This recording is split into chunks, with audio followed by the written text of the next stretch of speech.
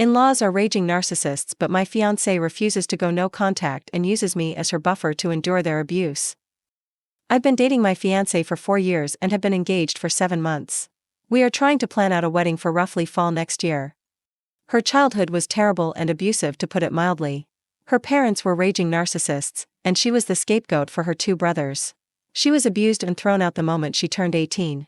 She was, however, a great student and hard worker, so with some scholarships and a part-time job, she has a great career and is pretty independent.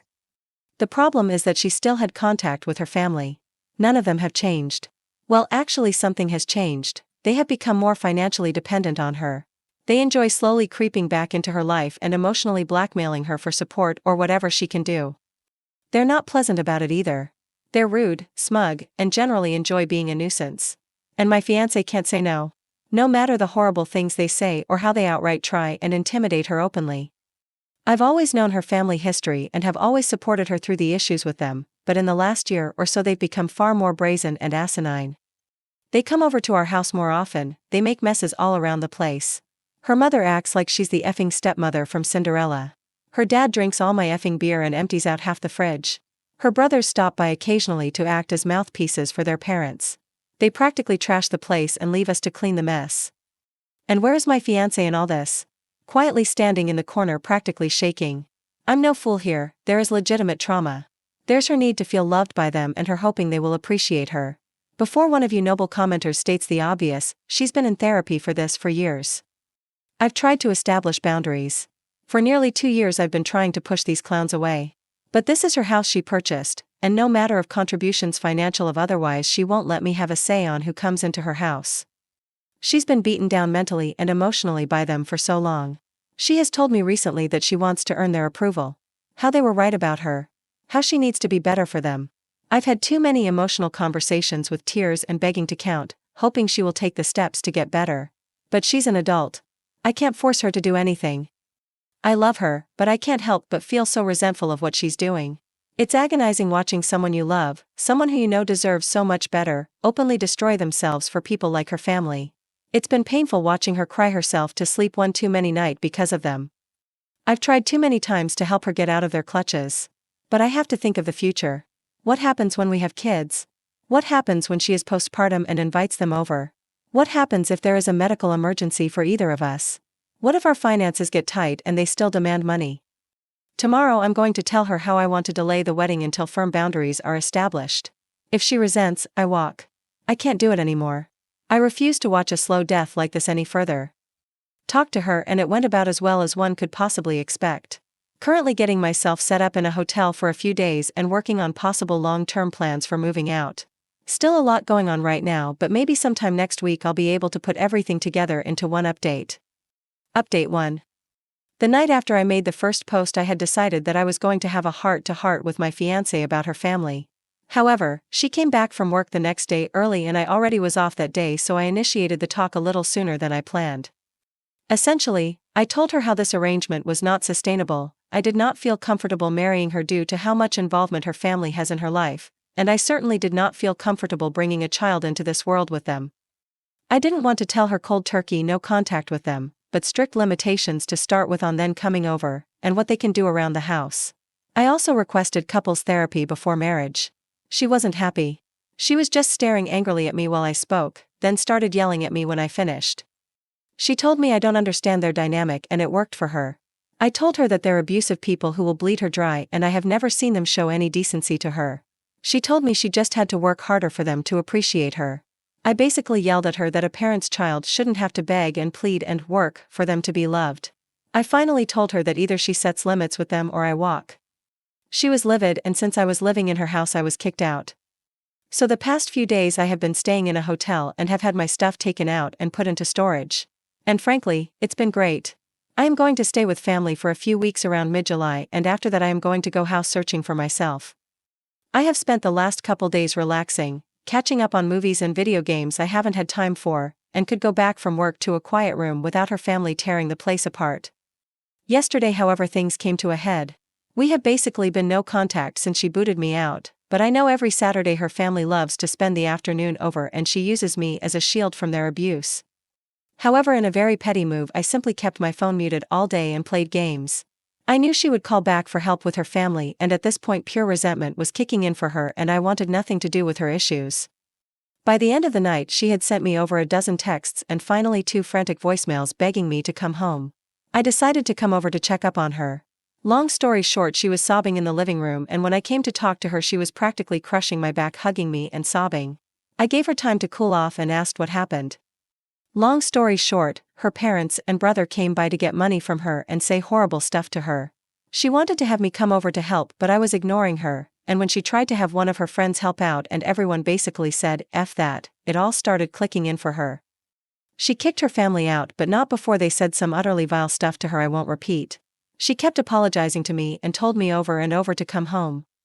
I told her plainly that I had started to build up heavy resentment towards her for some time, and while I loved her and understand it was trauma and not her being outright abusive, there was major issues that would need to be addressed if we were to move forward. 1. She sells the house and moves. We make roughly the same amount of money and we will buy a house together. I am a grown-ass man and I will not live in a house I have no equal agency over. 2. Her family will never step a foot in it. They will never come over. They will be treated by me in a very threatening manner if they try and come in. 3. She gets a new therapist and we start premarital counseling. 4. She never makes me interact with her family. We will go low contact with her family right now, but make no mistake, we are working towards full no contact on her end. I told her I love her, we have been together for a while now and have beautiful memories together, and I know she is suffering from abuse, but these are non-negotiable, and if she has a problem with any of them then we have to go our separate ways. She told me she's realized for a while now that her family is toxic and unhealthy. She wants to make changes. She has accepted, but some of these will take a while to see through. For now I am going to stay in the hotel until I head back to stay with my family. She is welcome to come over, but I have made it clear her house is not somewhere I want to go.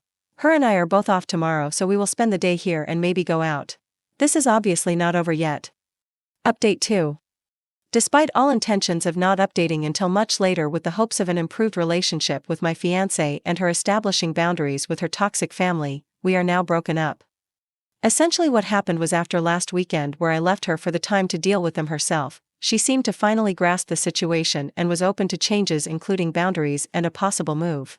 We spent Monday and Tuesday hanging out in the hotel that I was staying in until I went back to my family for a couple weeks. The other night she was being very vague with texting when she originally was supposed to come over. She came much later than expected and I knew something was up.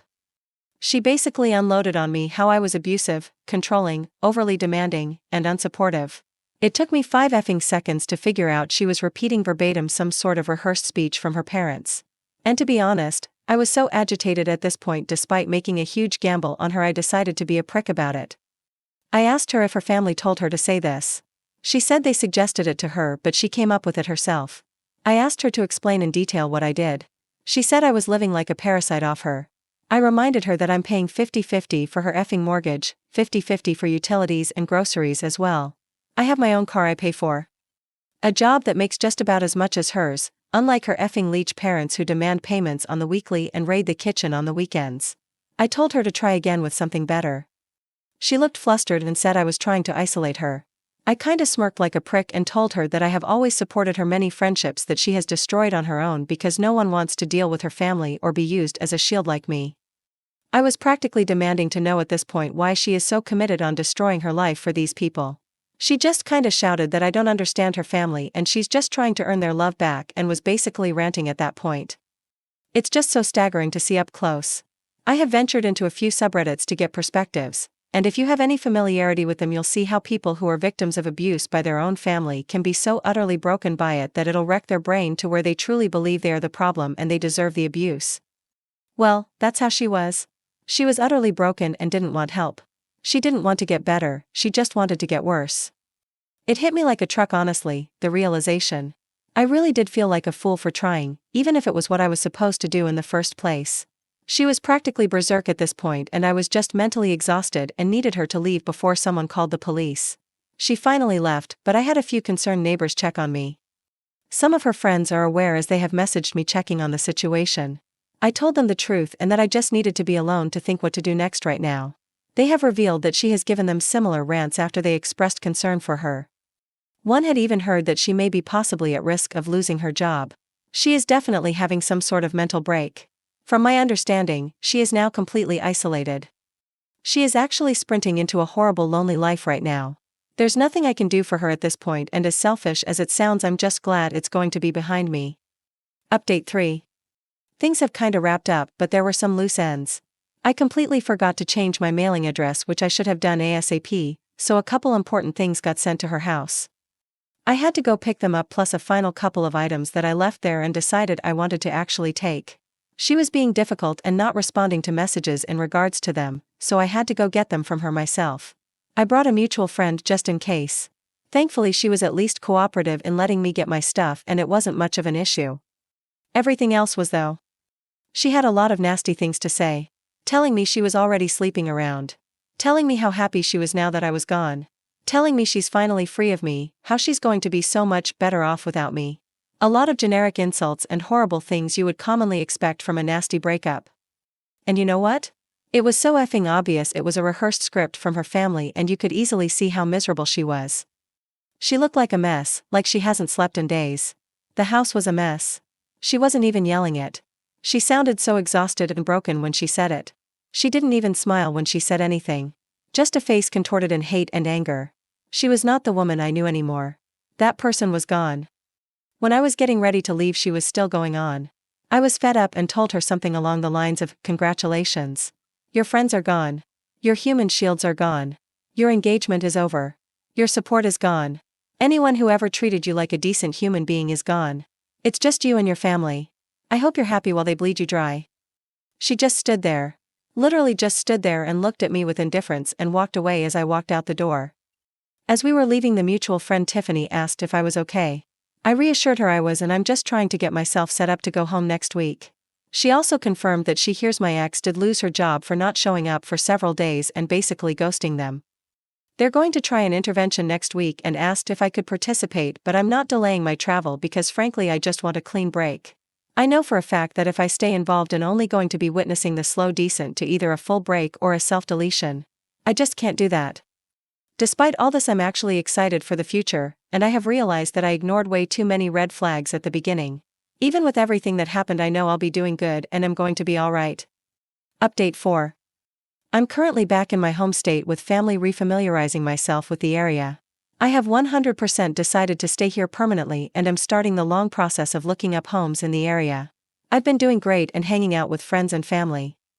A couple mutuals with my ex-fiancé have let me know what's been happening, and things finally seem to be getting better. The plan was for an intervention Sunday, but Saturday night after her family visited again, she called friends in an absolute manic state, and it finally seems to have clicked how bad she screwed up. It was a full-blown panic attack and meltdown which ended with her in the ER. Needless to say, she finally admits how miserable she is and that she's messed up her life badly. Apparently she tried calling me, but I had her blocked. She still has her job, and that info about her losing it was wrong, but she's hanging by a thread there, and her boss has basically ordered her to use her PTO for a few weeks to get her head on straight. She's a valuable asset there, and they are trying to make sure she can fix herself before they pull the plug on her. Her friend group is extremely close. My ex was someone who was a very helpful and supportive friend, so it makes sense her group is going this far in trying to help her. It is, however, an unspoken agreement that if she goes back to how she was again, that they are all prepared to let her sink on her own. She's doing as well as can be expected. Her family has continued to head her with calls and messages. They've tried showing up to her house but have been firmly redirected by friends and even neighbors. I hope she truly understands the kind of support system she has. As trashy family disputes usually go, her parents and brothers have taken it to Facebook, which from what I heard has been in my ex's favor, as it has exposed their behavior to many more people and seems to have shut them up for a little. Finally, she had one of the mutuals pass a message to me. Essentially, it was her admitting all the horrible things she said to me were not true and were done by her family, as I knew they were. She apologized for how things ended and hoped we could one day reconnect. Sadly, I had to relay that we need to stay separated for good and she just needs to focus on her healing, but I told her I still care for her and I wish her the best, but this needs to be our goodbye. The message seems to have been passed along and her friends are helping her process that. She's got a long way to go, but I hope she can find her peace as I am finding mine.